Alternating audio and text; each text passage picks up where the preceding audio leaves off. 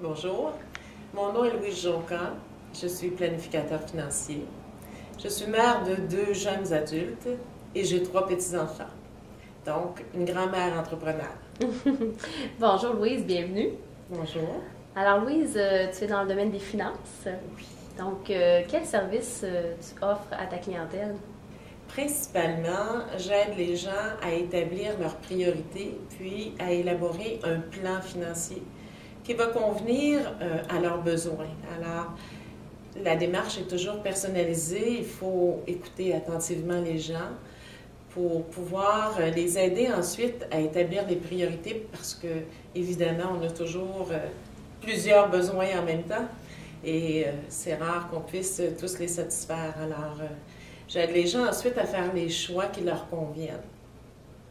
Et avant de devenir entrepreneur, qu'est-ce que vous faisiez? Eh bien, comme vous, j'ai été mère au foyer. J'ai été en fait presque 10 ans à la maison parce que, voyez-vous, au milieu des années 70, les congés parentaux, il n'y en avait pas. Alors, mais au cours de cette période-là, je suis retournée aux études et j'ai fait un bac en administration. Et puis ensuite, j'ai travaillé pendant quelques années comme directrice d'un cabinet de services comptables. Et ensuite, j'ai travaillé comme adjointe ou assistante de recherche en management à l'université. C'est ce qui m'a amené finalement à retourner aux études une autre fois pour faire une maîtrise en administration. Et qu'est-ce qui vous a poussé à devenir entrepreneur après toutes ces formations et ces cours-là? Je pense que c'est mon manque de patience. Ah oui? J'ai eu l'occasion, au moment de mes études, on m'a offert des contrats dans la fonction publique, en fait, au Conseil du Trésor.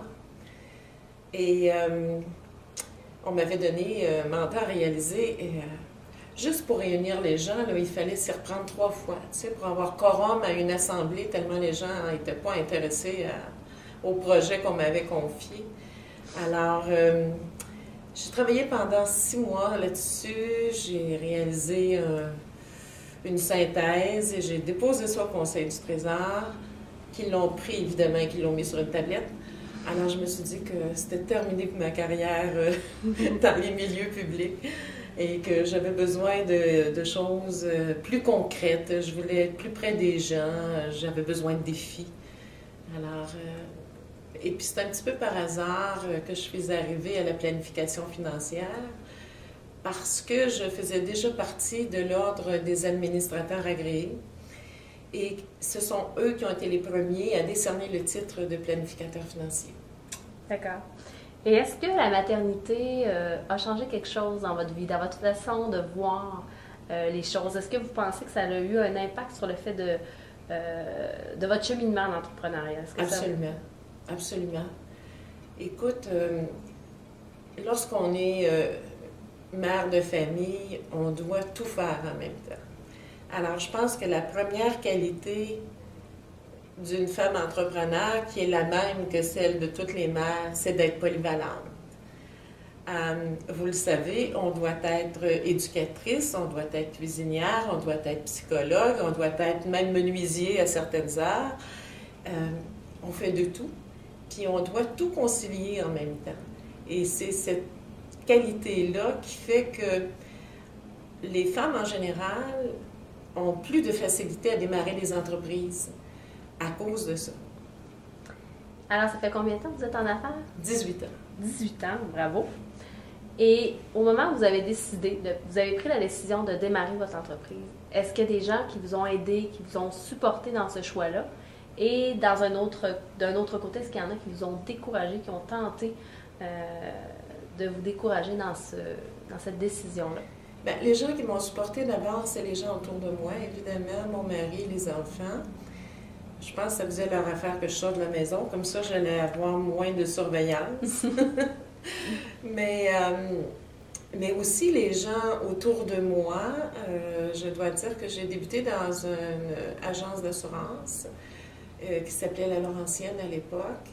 Et il y avait des gens là, pour nous supporter puis nous aider, puis aussi nous former. Parce que la formation à l'époque dans ce domaine-là ne se donnait nulle part. fallait que tu apprennes sur le tas.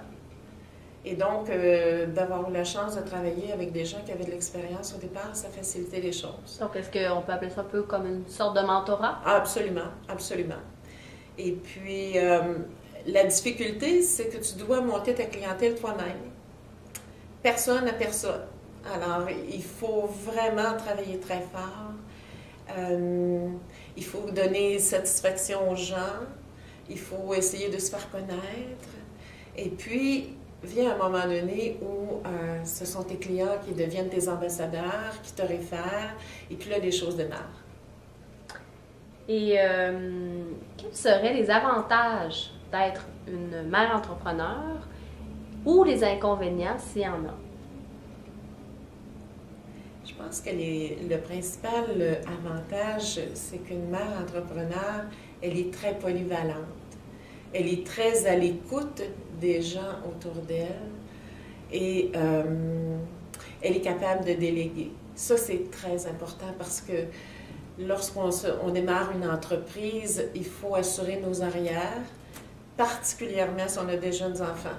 Parce que le matin où l'enfant fait de la fièvre, puis que tu as une réunion importante au travail, tu es déchiré, puis tu ne peux pas rester entre les deux. Tu es forcé de faire un choix. Alors, il faut s'organiser, il faut préserver nos arrières. Et une fois qu'on a cette organisation-là, on peut être efficace, on peut se détacher de la maison quand c'est nécessaire. Puis également la même chose, se détacher du travail lorsqu'on rentre à la maison.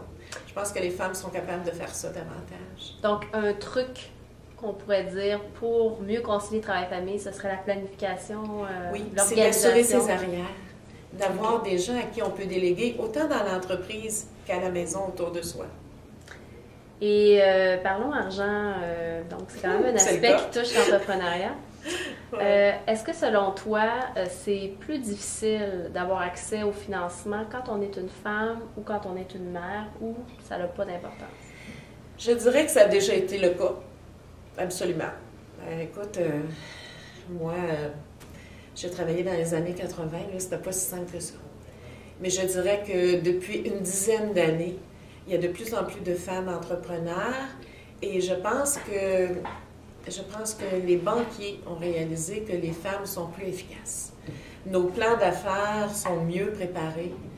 Et actuellement, le taux de succès est plus important en démarrage d'entreprise chez les femmes que chez les hommes. Et je ne dis pas ça pour être méchante, mais c'est la réalité. D'accord. Et est-ce que tu penses que l'argent, c'est vraiment la principale raison de démarrer son entreprise, d'être chef d'entreprise, ou il y a autre chose? Pour les femmes, ce n'est pas nécessairement la principale raison. Cependant, je pense que c'est une raison importante. On ne peut pas rester en affaires si on ne fait pas d'argent. Donc, il faut nécessairement s'intéresser à l'argent. Il faut gérer nos affaires pour être efficace, pour avoir une marge bénéficiaire.